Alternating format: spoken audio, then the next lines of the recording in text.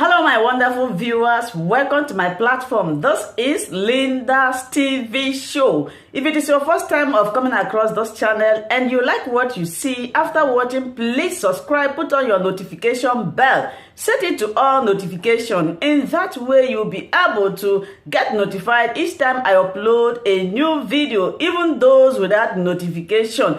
Here we react to all forms of videos, international and local. Every Saturday by 2 p.m. we have our interaction section. You are free to call in to air your opinion about the happenings in our society. Invite your friends, share my videos with your families and colleagues. Do not keep this information to yourself. Myself, I will be sitting down here to watch this video together with you from the beginning to the end. Then we'll go to the comment section and leave our comment, our opinion about the video we watch. The panel went all over the country. You were one of its leading lights. You went all over the country at the time. And you produced a report. And I remember when one of the previous occasions when I spoke to you, I asked the question, what happened to the Oputa panel report? Because a lot of motion went on, but at the end of the day, very little action did we see at the end of the day. As someone who was involved and knew what was produced, did you think that our lack of action on that document, on that process, as a country and as a society, was also a seminal moment in the decision as to whether we were going forward or we were going backwards? Nigerians very foolishly, let me say, think that things self-activate or self-propel themselves.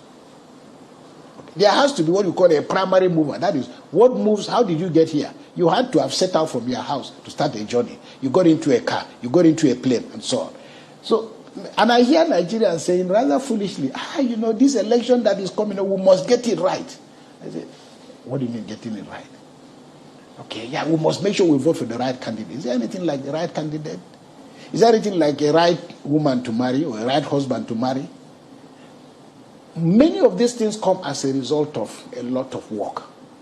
Nigerians think that if we get it right, we've elected. So what do you mean by getting it right? Is it that we had elections, no violence, nothing? Well, the Germans got it right when Hitler became chancellor. They got it right. So, and there is no correlation between electoral outcomes and the things that follow. So when we finished Oputa panel, it had all the ingredients that scholars and activists needed to begin a little bit of robust conversation. But let me tell you, when I finished, I was to go to NIPS. And then again, my friend, Dr. Fahimi, we were just chatting. And he said to me, he said, so now you're finished Oputa panel, what next? I said, no, I've just gotten a chance. I'm going to go to NIPS. Because when I went to President Obasanjo, I said, look, I want to go to NIPS. No, I called General Garba, who was in China, was a good friend of mine. He said, no, I'm not the one responsible for recruitment. It's the president. So I went to President Obasanjo. He said, you want to go to NIPS? I said, yeah. To do what? I said, no, to pursue the president. No. If you want me to give you the center to run, I'll give you. But you can't go there as a student. I said, no, I want to go there as a student. He said, no.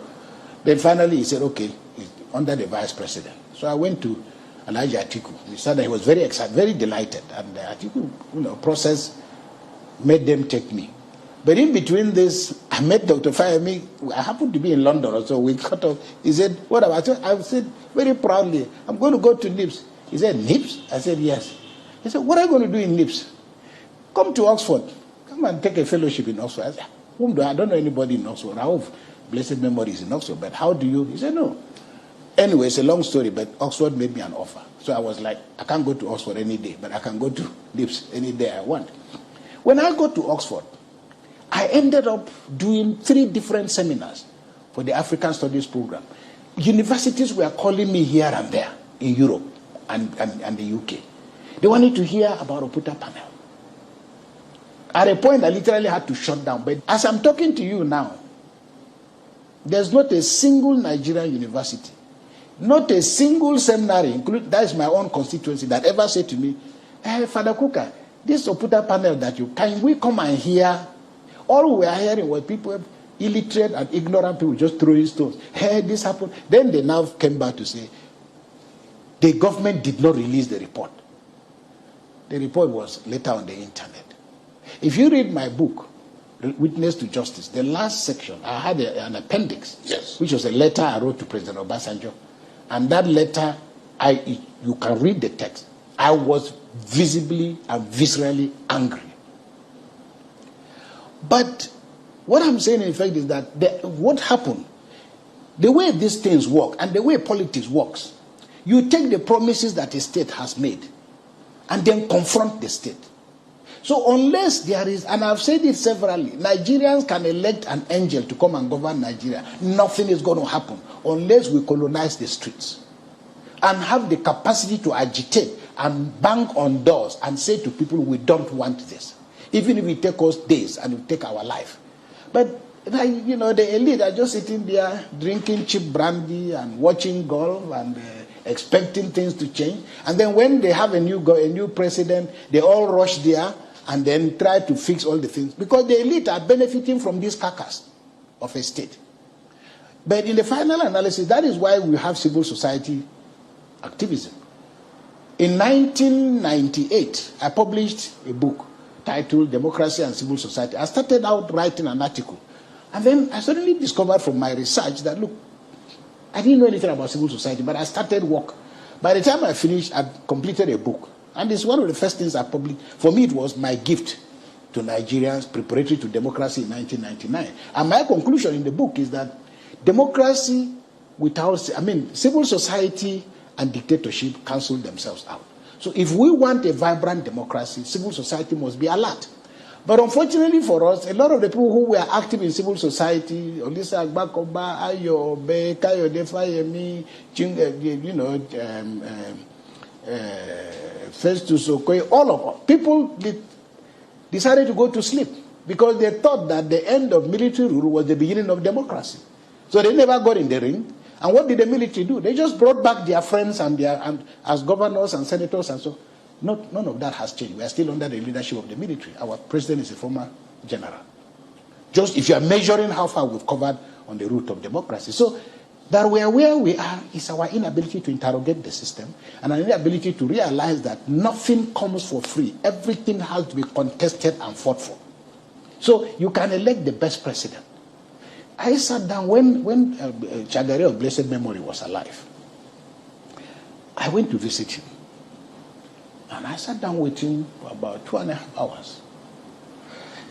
And he said something to me that I never forgot. He said, you know, Father Kukah, if you know what we tried to do, you will not believe it. He said, but all the things he said, the bills I sponsored. The Senate President then, I think Joe Wayas of blessed memory, he said, the people in the National Assembly told us, if we don't buy a private plane for the Senate President, forget it. There are a lot of bills sitting in the National Assembly. They are scratching us where we are not itching. I saw something on the news trail that they are saying the Senate or the National Assembly just passed a bill criminalizing payment of ransom. And I can say that I have paid ransom. Come and arrest me. You are telling me you are derelict in your duty and responsibility. You are not ashamed. You are not afraid to come to me to tell me who is a victim, and hundreds of other Nigerians who are victims, whose loved ones have been taken away. The state does not have the capacity to say that in a mood of moral revulsion, this cannot happen. Then you now have the guts to tell me you are passing a law criminalizing, meaning it, because what the Nigerian state has done is a mortal sin.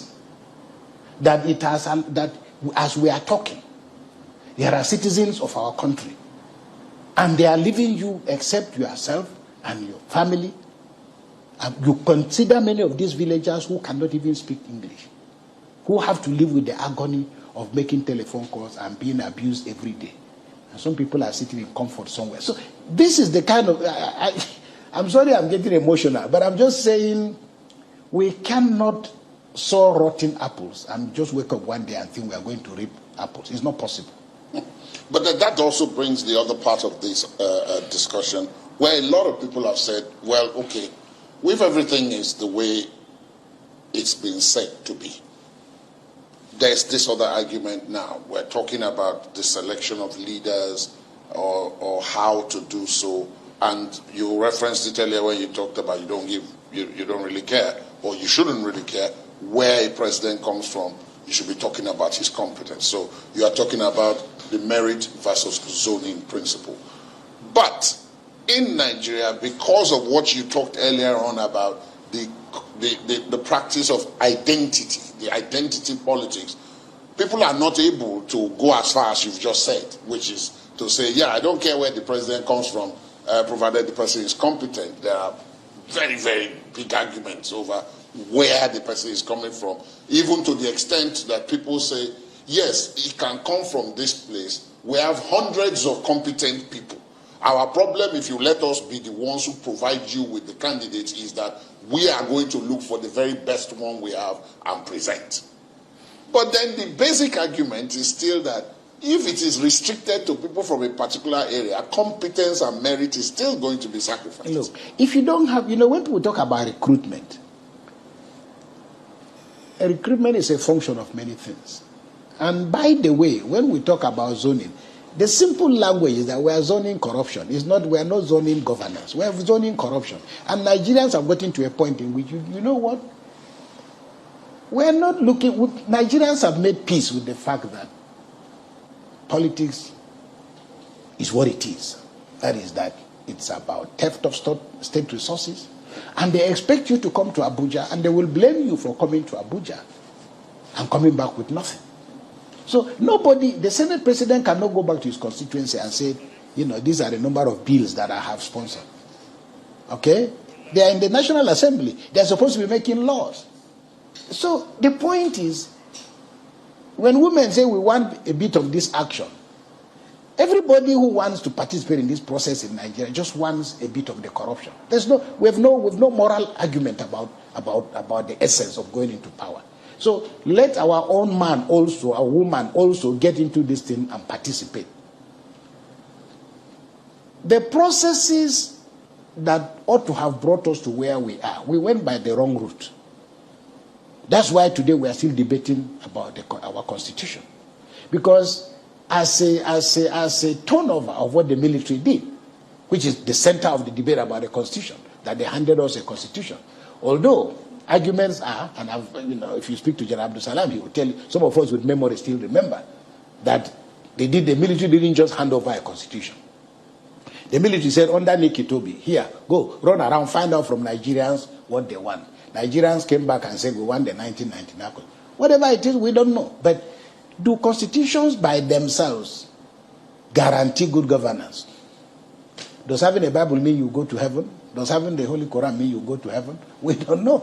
So there is a conflict that we have not defined what the essence of participation in government is all about. No, because I was going to say that we've had very good constitutions in the past. It was the operators that spoiled them. Well, so good. So let us not quarrel with the structure. We quarrel with those who have privatized this structure, whose primary essence is corruption. Because, okay, here the way I listened to the chairman of the APC say, why are you people complaining about us asking for 100 million? We have to run the party now. It's a measure of the consciousness of the ordinary Nigerians, that people will make this kind of a law, and there's no agitation, there's no protest, nothing. You have a democracy, then you raise up this bulwark.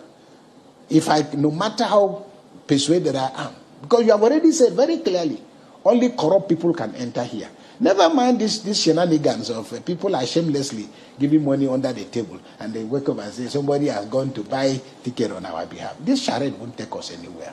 But guess what?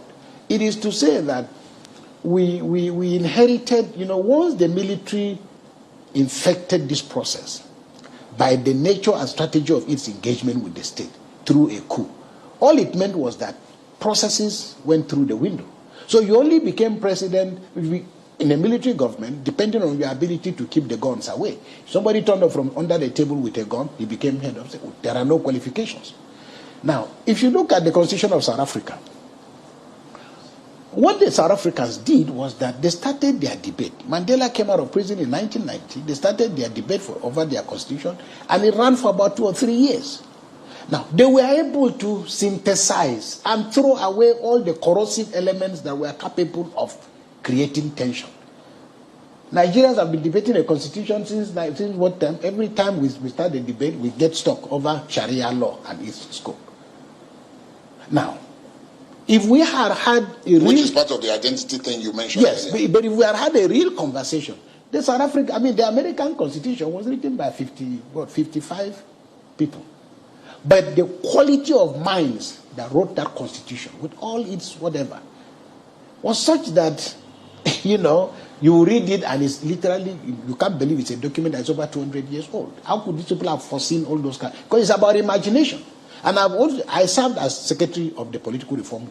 So I have one or two things in terms of experience and exposure about how these things are done. You also produced something from that Political Reforms Conference, which all the people who attended it are swearing by, that there's no need for anybody to gather again. Well, you should just go and dust up that document. No, well, again, you see, the point I really was going to make is the quality of people that participate in this process. Yes. Wonderful human beings. But guess what? The very fact that this system is ambushed by the fact that it is the governor who chooses those he wants to. That's what we've always done. Since 1975 or 76. That's what we've always done. The governor is the one who decides those he wants to send to Abuja. They are always his friends, or always his relations, or people that he's happy with. And they come with a political agenda.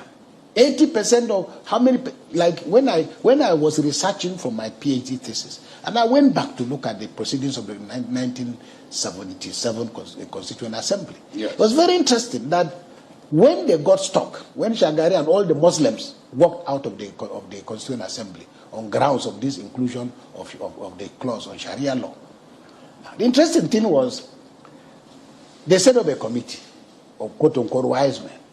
And there were 25 of them, led by late Chief Simeon Adebo.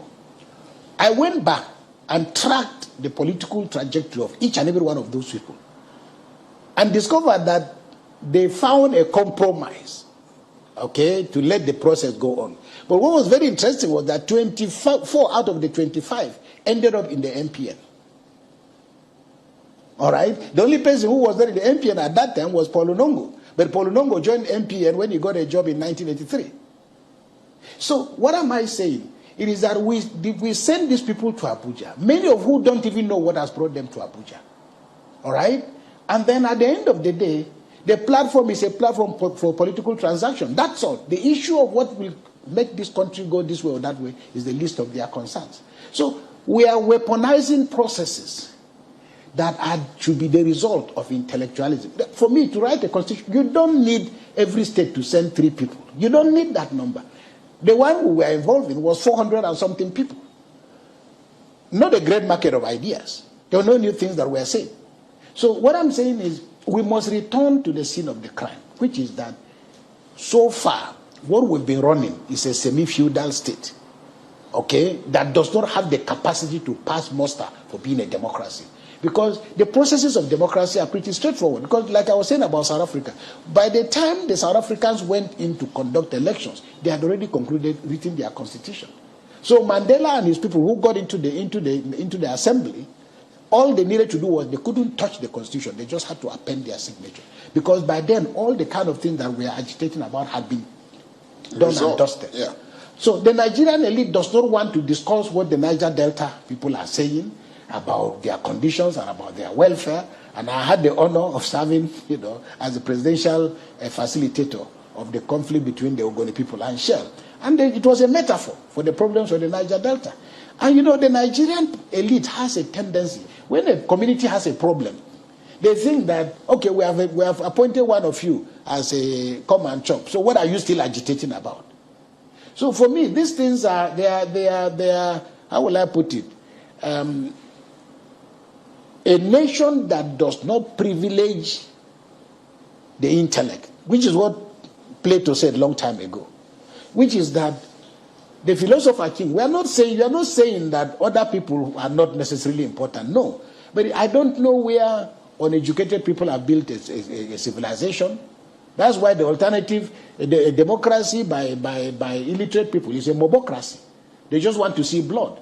So I'm saying, and if you don't privilege intellect, because by now it should be possible to say You want to be governor of Lagos State, or you want to be governor of your state, you didn't go to University of Ibadan, or you didn't go to University of Lagos. There are certain institutions that should be the hallmark for defining what a country should be able to produce. You could call them mafia, whatever it is, but they are a mafia for good. Because they have the capacity and the ability to see beyond. Because building a nation is about imagination. You imagine a reality that is not there. But then you now, like the architect who designs a building, his mere design is not a building. Now, when he finishes his design, he has an idea. He's already mentally in the house. But it depends on that why a house is collapsing in Lagos. Because the architect does his design. The man decides that he wants to use 4-inch block instead of 6-inch block, that he wants to do this instead of that. So for me, this is what it's all about, that the people to frame, to provide the scaffolding for governing a nation should be people who have an idea, who have ideas. This is why people are at the university. And like I said, you cannot be doing the things that Nigeria is doing to education and hope to build a nation. No, you're just going to have a mob where the Nigerian political class says, we are going on campaign. So you go on campaign, you go and greet a traditional ruler, and then you talk, and he talks, and then you go, and you think you spoke. Meanwhile, these politicians are going through universities. They can't stop in a university to address the political science students. They can't. These are the people who are going to vote for them. But the Nigerian politician is afraid of ideas. He's afraid of context.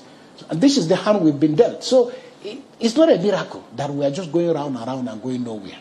But if this is the hand that we've been dealt, and everybody is complaining about that hand, they don't like it, they want to change it, they want a different hand, but it seems as if all the options are blocked, both by the identity politics. The ones that are not blocked by the identity politics are blocked by corruption. The ones that are not blocked by corruption are blocked by, the level of education of the mass, which should drive the process, and then from which a leader should emerge to move the society forward.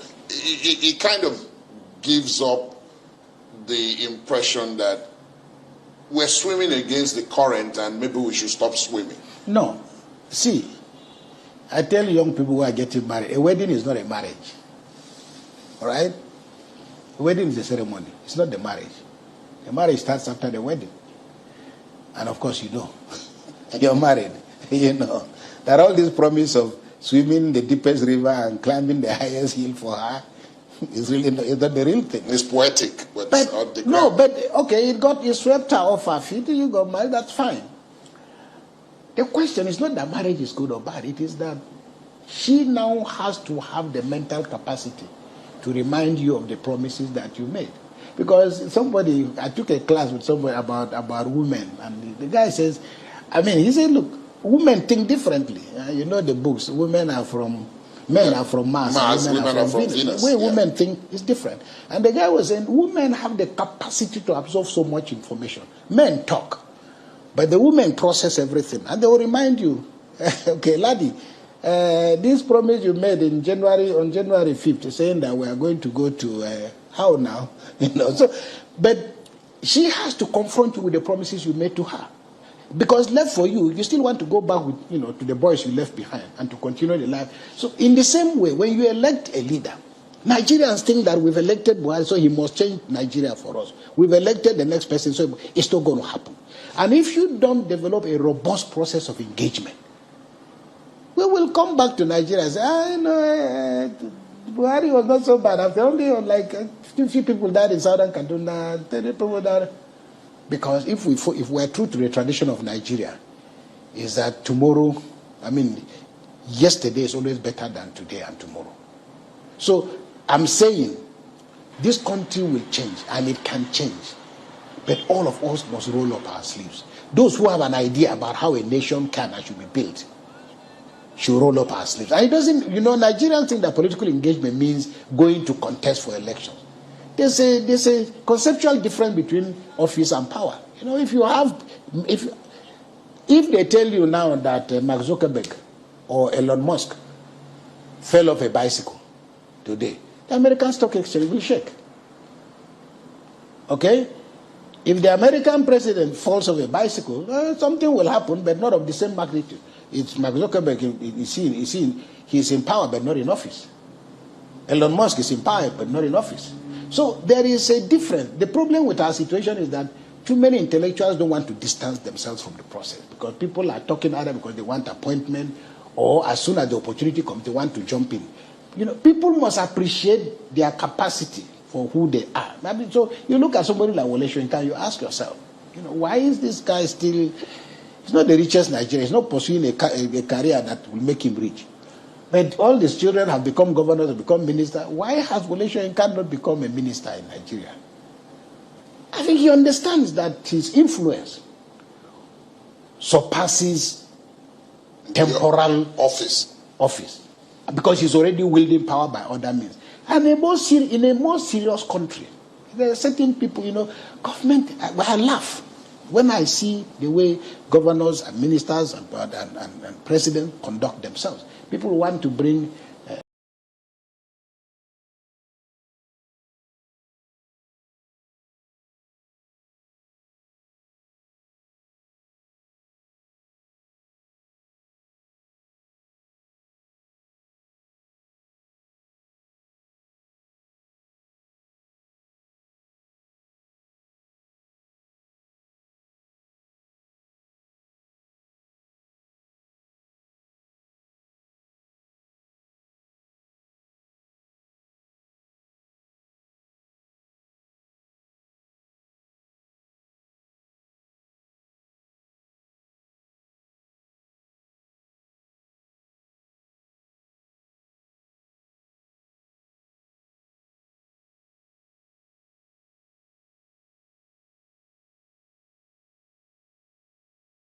Thank you so much, my wonderful viewers, for watching this video together with me from the beginning to the end. Like I said before, if you like what you see here, if you like what I do in this platform, as you have finished watching this video, please hit that red button that says subscribe and put on your notification bell to all notification. In that way, you'll be able to know when I upload a new video. Share my videos, leave your comments in the comment section constructively. Until I meet your way again in my next video, I still remain your Linda's TV show.